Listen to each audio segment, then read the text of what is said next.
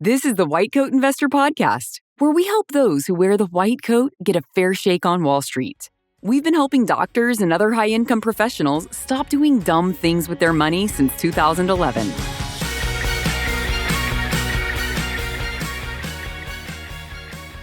This is White Coat Investor Podcast number 405. Tax season is around the corner. This means it's the perfect time to optimize your tax strategy.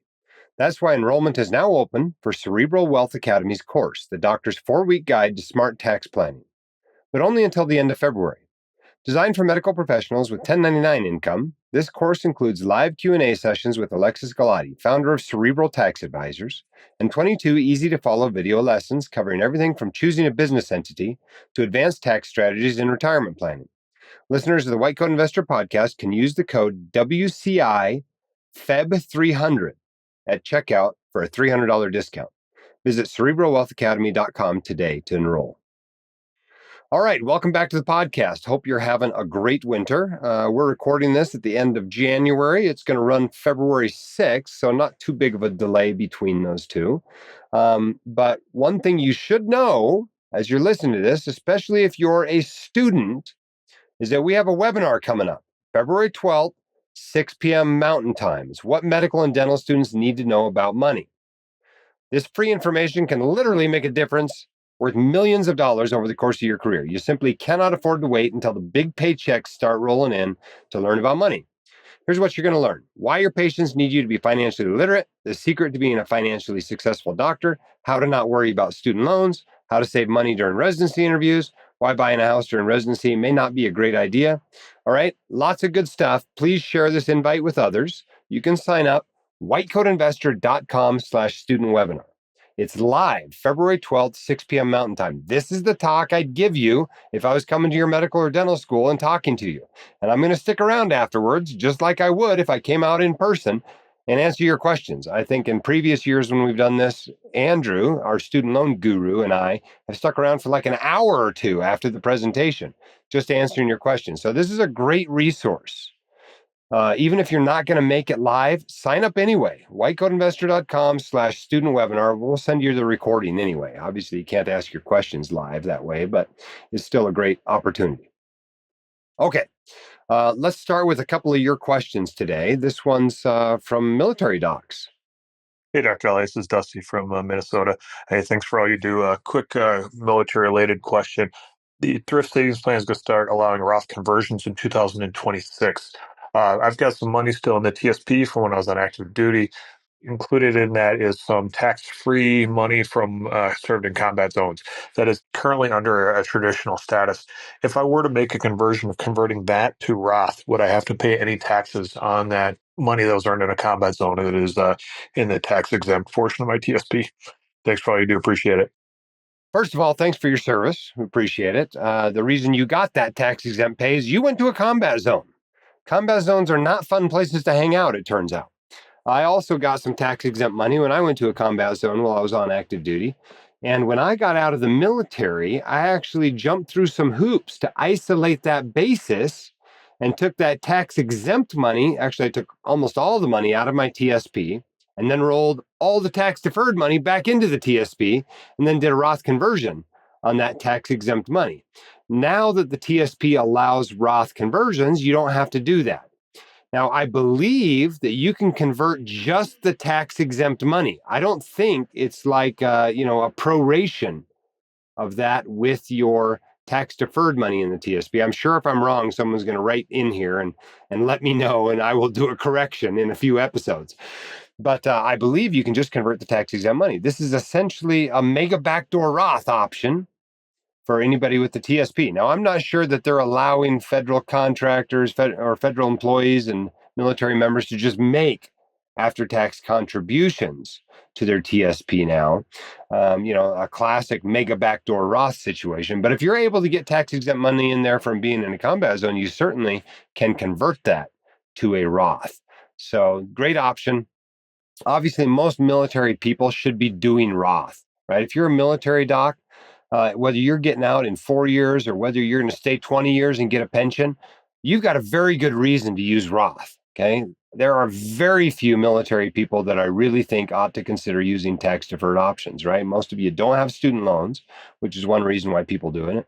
Lots of you will have pensions, which fills up the lower tax brackets and makes Roth a little more valuable. And of course, many of you will be in a higher tax bracket later in your careers once you get out and start getting paid more. So Roth while you're in the military. Almost everybody should be doing Roth. It was really a shame while I was in that you couldn't do Roth. I actually deferred money at 15% while I was in the military. And there's no way I'm getting that money out at a lower tax rate or any tax rate near that the rest of my life. It's just kind of unfortunate.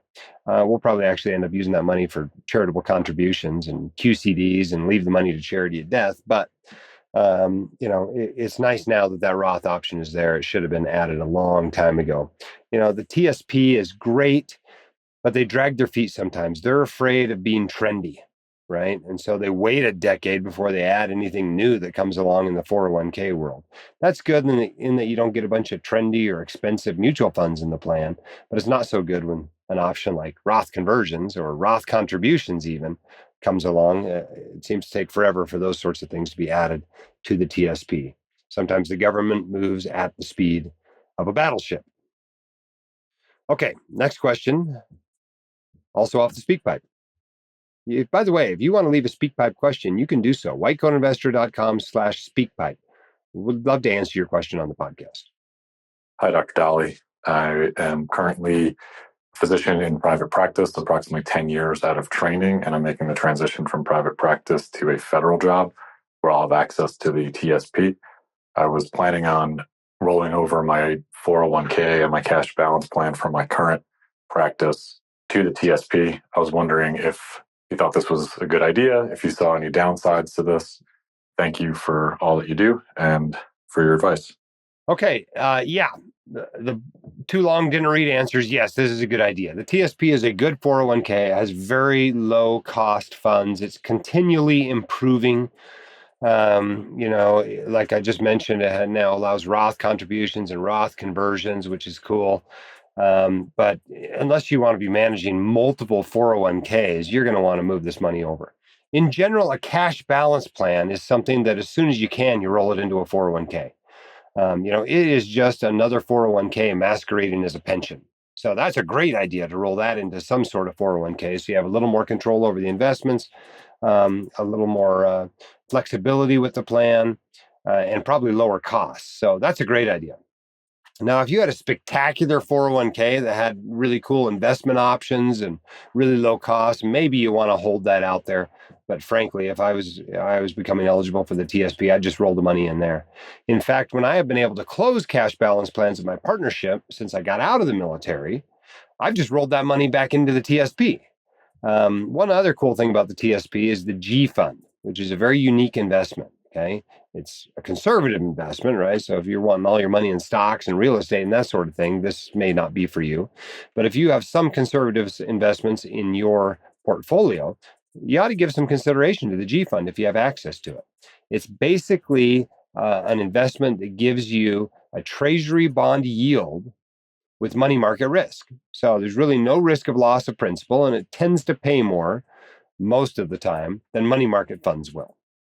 Obviously, when the yield curve is inverted, that might not be the case, but most of the time you're earning more money in there and not taking any more risk than you would if that money was in a money market fund. So it's a particularly good bond or fixed income option. But yeah, I would roll this 401k and cash balance plan into the TSP and not think twice about it. There's a little bit of paperwork to do it. It might take you a month or two to get the money over, but I think you'll be glad it's there. Now, some people complain about distribution options when it's time to retire in the TSP. Well, most retirees roll their 401ks, TSPs, et cetera, at least after they turn 59 and a half, into IRAs anyway. So you're going to do the same thing with most of your 401ks at that point. I mean, maybe you get a little more asset protection if you leave it in a 401k at that point, but frankly, most of our liability goes way down when we retire as doctors. It's not very often that I get stumped on a question here at the White Coat Investor. I mean, I often have to look stuff up on the internet. This is the fun thing about not doing this live, is I can just pause the recording and look something up and answer the question. But to not be able to find the answer doesn't happen very often.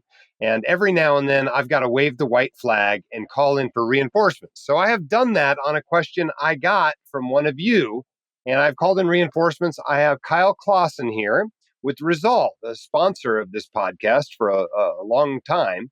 And he's agreed to come on and help us answer some of your questions. So thanks so much for being here, Kyle. I appreciate it. Hope we can help.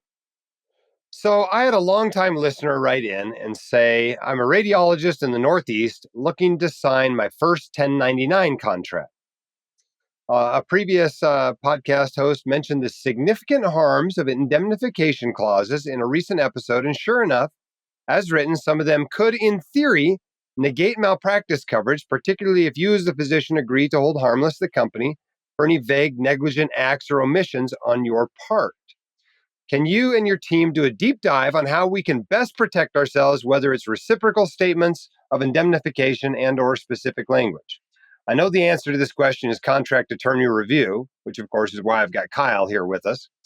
But you and your team have a great way of explaining and advocating for us docs. And then he gives 2 examples of contracts that are being reviewed right now. Okay. The first one mentions an employer. Well, before we get into this, Kyle, let's talk in general about indemnification clauses, contracts, et cetera. What are we talking about here, and why are these showing up in physician contracts these days? Yeah. So indemnification, it's a legal terminology that basically means you're going to shift risk from one party to the other, right? So as the physician, likely when we hear these clauses, it's going to say that the physician is indemnifying the employer and holding them harmless from probably any and all acts, right, or claims that might come in. And so employers are doing their best to remove themselves from any liability of the physician. And oftentimes they're too broad. And so I'm curious on what these say, but we run into this a lot in the contracts that we look at. Yeah. All right. So let's look at these 2. This is from 2 separate contracts this doc is being offered. The first one mentions an employer. I'll leave the employer's name out, but the employer agrees to indemnify, defend, and hold harmless the contractor from any and all costs, losses, and any reasonable attorney fees caused by the negligent or wrongful conduct of employer. Employer will provide at their expense the contractor with professional medical liability insurance to cover all services delivered on behalf of the employer. Likewise, contractor agrees to indemnify, defend, and hold harmless the employer from any and all costs, losses, and reasonable attorney fees caused by the negligent or wrongful actions of the contractor. And the second clause, totally different contract, right? This is a different potential employer.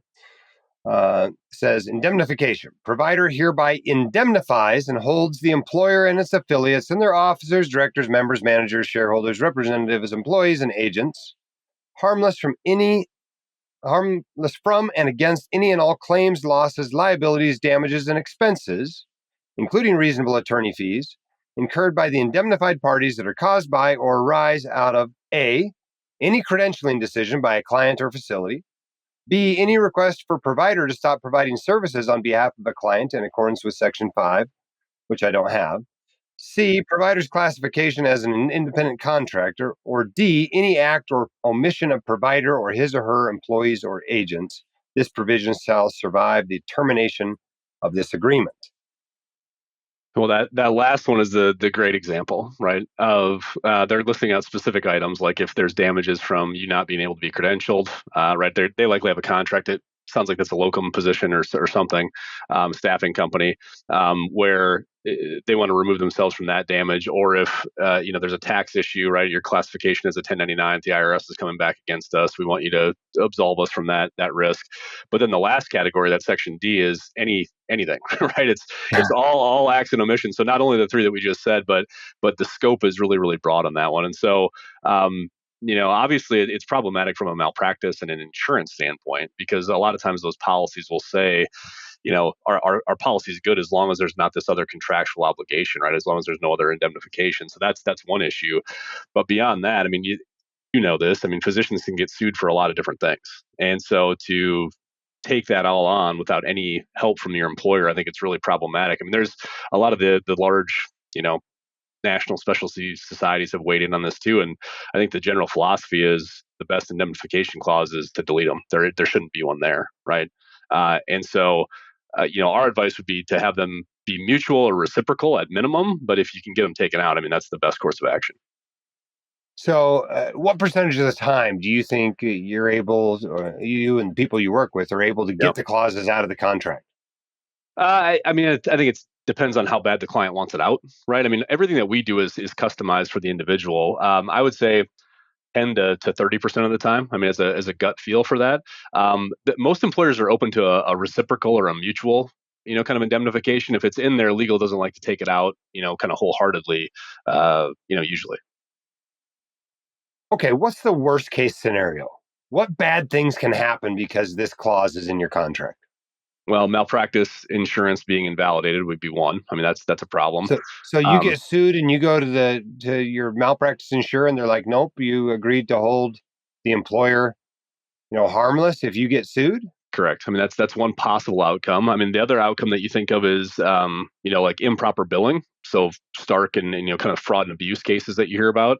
A lot of the indemnification clauses that we see, those didn't mention it specifically, but they'll talk about billing, right? And so I think you're taking on a ton of risk there because most physicians now are employed and they're not doing the billing themselves anyway, right? I mean, they're submitting their codes, but it kind of leaves their hands after that. So I do think there's potentially large amounts of liability that are out there with these clauses. You mean if the billing and coding is done wrong, the doc's got to make the employer whole for it or something? Correct. Yeah. So if you're going in and you're charging, right, insurers improperly, right, or fraudulently billing, in their eyes, and there's a damage amount that comes in for that. If your contract has this indemnification clause in it, you're likely taking responsibility for that.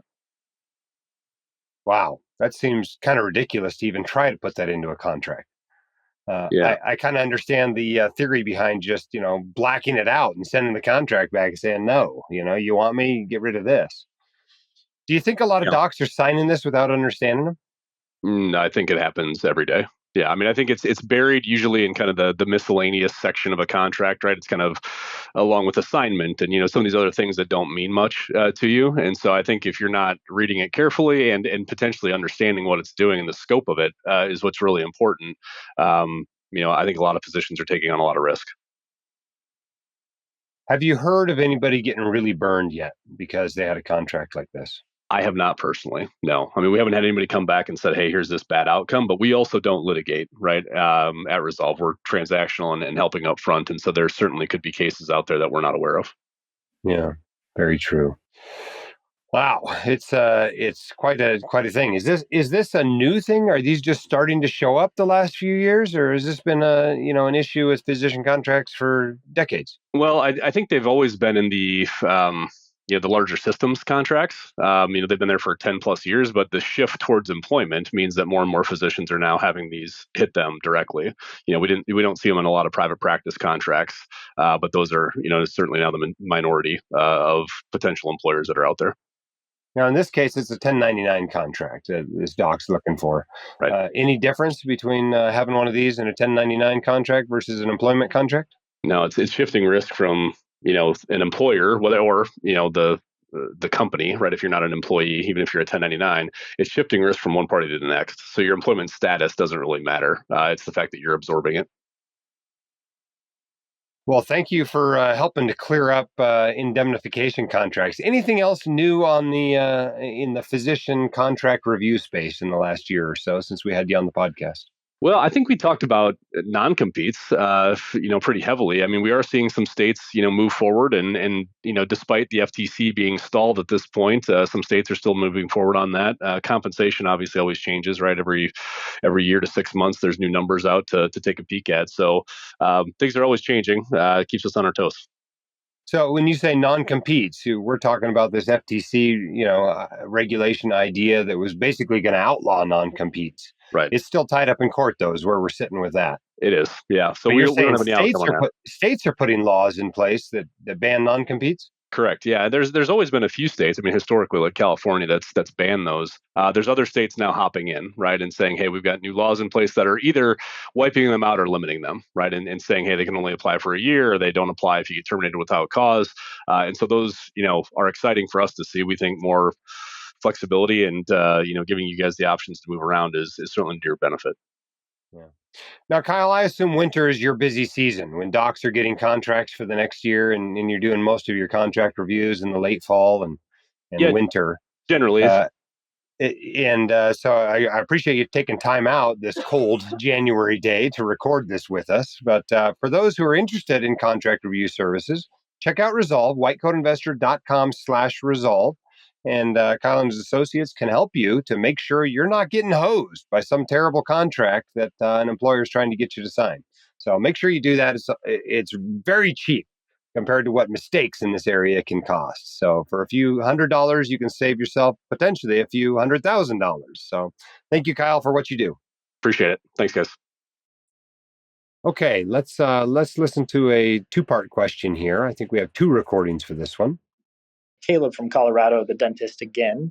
I was recently trying to do an extra payment with Mohila through SoFi, through your link that I refinanced my student loans.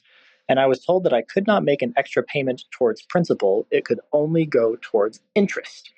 And this seemed a little counter to the white coat investor spirit to me. And so I got into a brief exchange with her about why I couldn't make an extra payment towards principal. And she said I had to satisfy all outstanding interest first. But if I am doing all of my payments normally, then why do I have outstanding interest? And why can't I make extra payments towards principal? Please enlighten me. Thank you. Bye-bye. Caleb in Colorado for a quick follow-up about the student loan with Mohila. I was told that interest begins accruing immediately and that the only way to make a principal payment would be to do an additional payment on the day that I make my normal monthly payment. I had never heard of this before. Thank you. Bye-bye. Okay, good question, Caleb. This is also the first time I've heard of this. This is not something I've run into before. If you have run into this, like Caleb, shoot us an email, would you? And we'll, using that and your information, et cetera, we'll talk to SoFi and see if we can get this sorted out, because this is wacky. There's no doubt about it. It's wacky. You should be able to make an extra principal payment at any time. Just make your regular interest payments whenever they're scheduled to be made. I don't know if he just ran into an agent on the phone that doesn't really know what they're talking about, or whether this really is a policy. But if it's a policy, we'd like to see if we can get it changed, number one, and number two, explain it to other white coat investors so everybody understands exactly what's going on. Because I agree, this is wacky. So let's do this. Let's have you send in an email that we can then forward to them and ask what is going on with this and see if we can get it sorted out. And I will have our main advertising person, who's Cindy, talk with SoFi to see if they can sort out if this really is the policy, because I agree it's weird and ought to change. We'll see if we can get it changed. You'd be surprised what people will change when the white coat investor comes to them and says, hey, we got a whole bunch of people complaining about this. But I worry this might just be a single agent that was maybe a little bit confused. Okay, our quote of the day today comes from Warren Buffett. He said, never depend on a single income. Make an investment to create a second source. I like that. He's not saying that your spouse or partner has to go to work. He's saying make an investment, because every time you make an investment, that creates a second income, right? Whether that investment's in bonds and they pay interest, whether that investment is in stocks and they pay dividends out of their earnings, whether that investment's in real estate, which pays rents, right? You're getting an additional income. Now, that might not be the main reason you're making the investment. And if you don't need the income, you may not actually like getting it because you got to pay taxes on it as you get it. But it does give you another source of income. And eventually, the idea is that source of income becomes your main income eventually as you become financially independent and move into the decumulation phase. All right, next question's off the speak pipe as well. Hi, my name is Andrea, and this is my first time reaching out to you on this podcast. I'm a nephrologist working here in Georgia for past 2 years. I have a partnership track, and I have been an associate with 2 years of experience on a salary of $250,000. Now is my time to do the partnership tract, which is currently paying me with becoming the partner. Come next 1 month, my salary will go up from $250,000 to $375,000. However, in order to buy in the practice, the buy-in is of $600,000. I am still waiting to get a loan approved in order for me to be able to take the $600,000. I needed some recommendation from you as to what would be the best way to pay off this loan? Should I pay it as soon as I can and as much as I can? Or should I take my time and try to pay it off over next 7 years, because this loan that I'm applying for is for next 7 years? Any input from you will be highly appreciated. Thank you. Okay, great question. When we boil it down, it's actually a question that just about every white coat investor has as well. Some of these partnership tracks are a little odd, right? You come into it and you're a pre-partner for 1 or 2 or 3 years or whatever. You don't get paid all that much. And then you get a big raise when you become a partner. In my group, the way this is done is it's a sweat equity, is essentially your buy-in, right? You work for less for a couple of years, and then you get paid more. But there's no cash buy-in, right? It really doesn't make sense because there isn't a lot of value in an emergency medicine partnership. We don't own any buildings. We don't own any, dialysis centers, anything like that. It's just the accounts receivable is all you're getting, is your share of the accounts receivable. So the buyout is not huge. The main benefit of becoming a partner is you get paid more and you have more control over your job. That's why people want to be partner in our group. In your group, there's a big fat buy-in. I mean, how is a doc going to come up with $600,000 1, 2, 3 years, into a job that's paying them $250,000? That's not going to happen. So nobody, just about any typical doctor anyway, is going to have that sort of cash to pay cash for this thing. So it's a little bit weird that it's not all set up really well how to do this. Even if it's a loan from the partnership itself, or they've already got a lender set up with some pretty good terms for all the partners as they become partners, it's surprising that you're, going out on your own and having to get a loan. Maybe you're not. That wasn't entirely clear from the question. I'll tell you this. I would not pay $600,000 if the only benefit I'm getting is an income increase from $250 to $375. That's way too much, right? It's going to take you 4 or 5 years. And that's assuming you're not paying taxes on any of that income for that additional income to make up for that cost. So I assume you're buying into something else. You're buying into a building, you're buying into a whole bunch of equipment, you're buying into a dialysis center or something like that you're actually getting something significant besides just a higher income. Otherwise, I don't know if this is a good deal for you. It may not be. So make sure you're not buying into something that's not a good idea, that's not a good business move for you. All right. If your hope is the only way you're getting any cash from this buy-in is that other partners are going to come along and make the same deal down the road, I don't know if this is a great idea. So make sure it's a good partnership.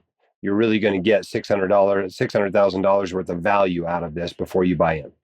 Okay, the rest of this is just the classic question every white coat investor has, which is, should I pay down debt or should I invest, right? And you're going to have this question until you don't have any debt. You're always going to have this question. And it's a complicated question, and it depends on lots of different things. It depends on your attitude toward debt. If you are the type of person that just hates debt, wants to be out as soon as possible, maybe you're putting all your extra cash and, it's really squeezing your budget down tight to get even more cash out and putting that toward the debt just to be debt free as soon as you can. On the other hand, if you're one of these people who's like, other people's money, let's use leverage. Surely I can beat whatever this rate is with my investments. And so you carry the debt as long as you can. It sounds like the longest you can carry this particular loan you're looking at is 7 years. So that's the maximum.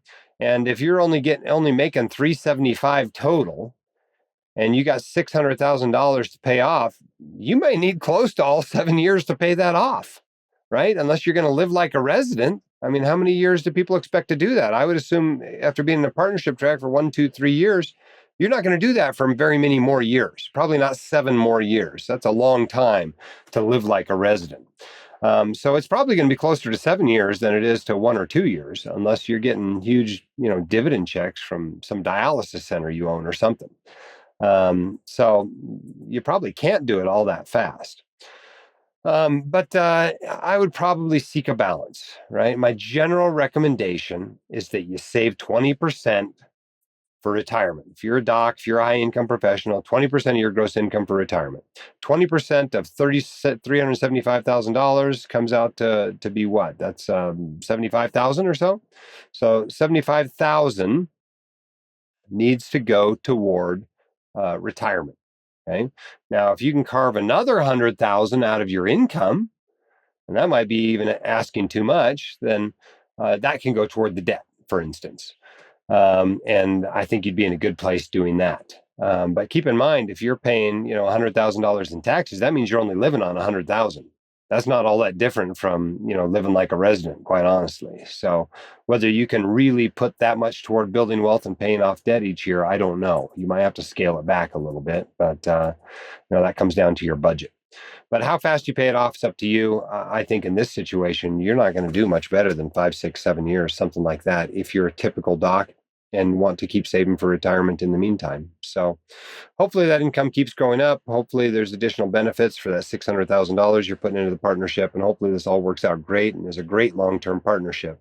But go in with your eyes wide open. Not every physician partnership is a good deal for every physician. Despite that, doctors out there in partnerships, for the most part, make more money than doctors that are employees. This trend away from ownership toward employment among doctors, I don't think is great. I think it contributes to burnout. I think it decreases physician incomes on average. And I think a lot of people really regret it by mid-career because they have less control over their work. But if you're in one of those situations, we're still grateful for you, right?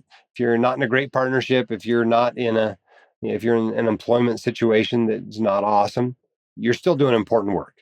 And what you do each day for your patients matters.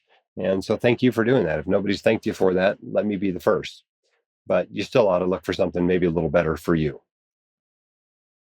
Okay, next question is about MD PhDs. Hello, Dr. Dahle. My name is Marlena. I wanted to inquire about an inquiry for an MD PhD program. I'm interested in funding my education. Although there will be a stipend provided, I wanted to cash flow as much of my expenses as possible.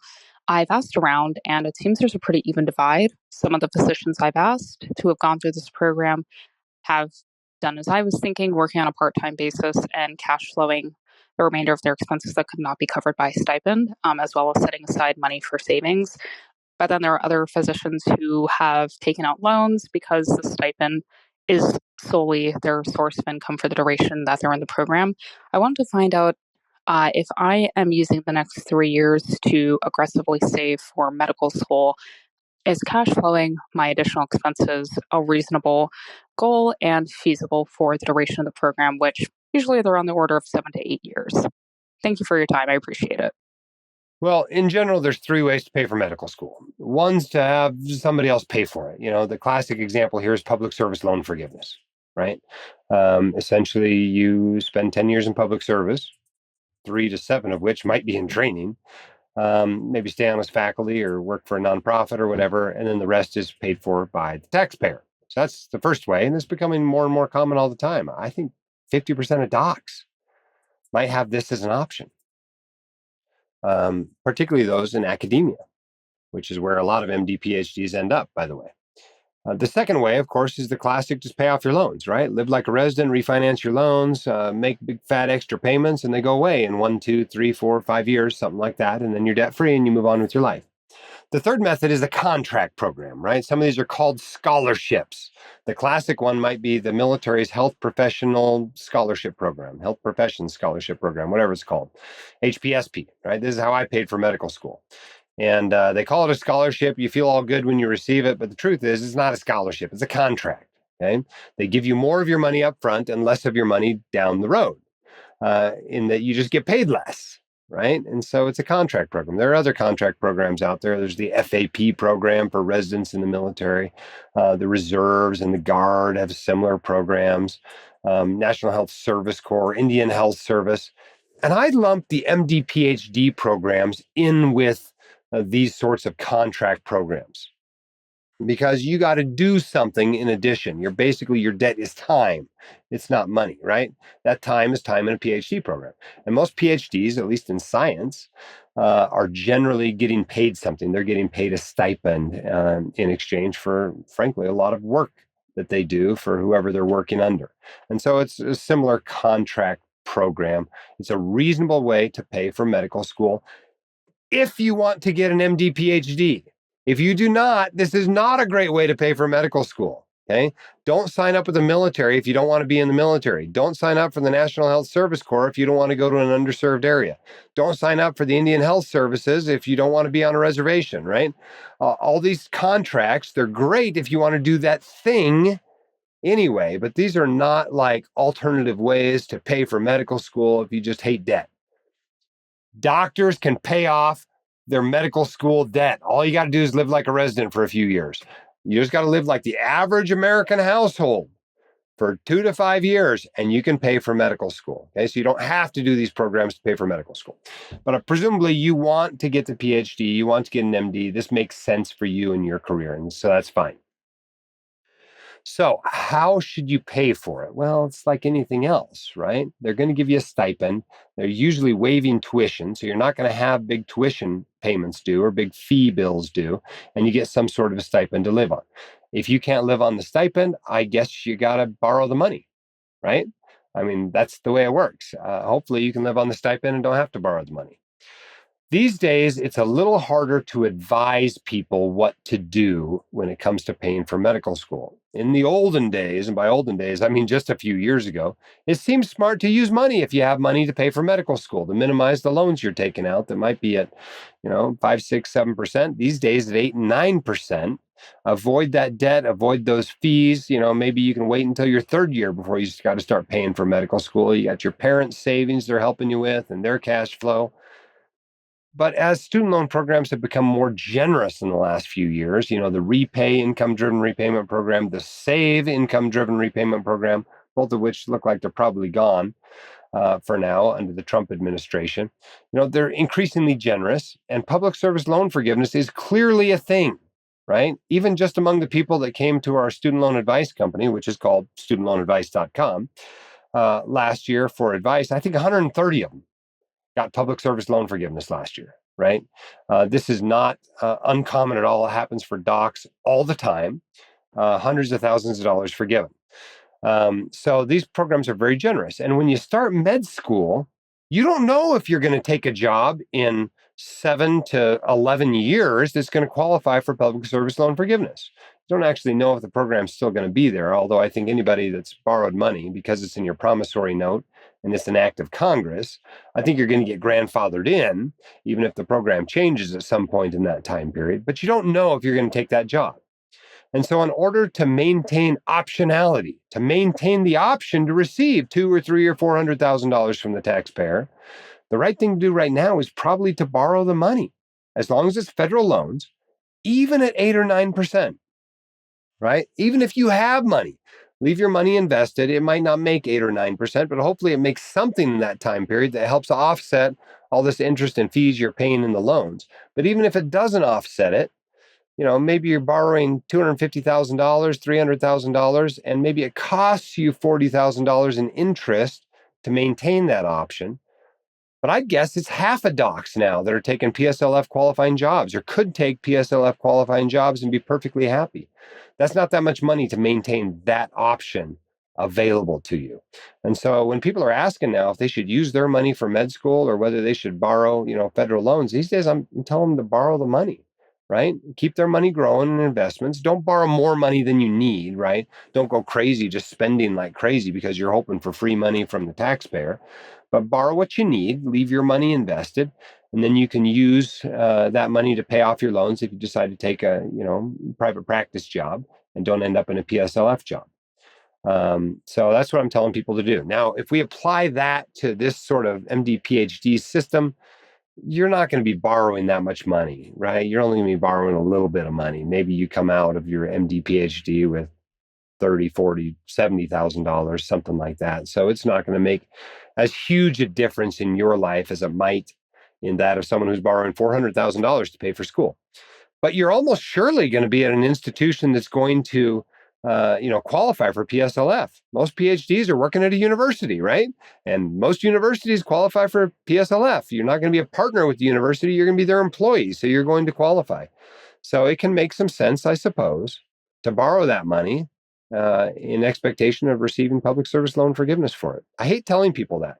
I hate that that's the right answer, but I think it is right now given current policy. But really, your question is probably boiling down to, should you work or not? Can you work on the side of doing your MD, PhD? And that comes down to your time, really, and how hard this MD, PhD program is. Certainly in regular medical school, there are times when you can work. Between that first and second year, you can probably work. Late in your fourth year, you can probably work. I had jobs in both of those times. But if you're trying to work during your obstetrics rotation as an MS3, that's probably a mistake, right? You're probably too busy to be trying to work at that point in time. Maybe you shouldn't be working while you're studying for step one, right? Be smart about when you work during med school. But I don't know, during the PhD program, maybe it's totally reasonable to drive for Uber in the evenings when you're done with your work. I have no idea. But if it is, feel free to work. Use that money to live off if you want, or borrow the money if you want for reasonable expenses and leave your money invested, right? This isn't permission to just spend your money willy-nilly on trips to Costa Rica.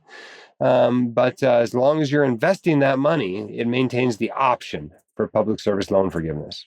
I hope that's helpful. I know it's confusing now. That's partly why we started studentloanadvice.com, is because it's really confusing now.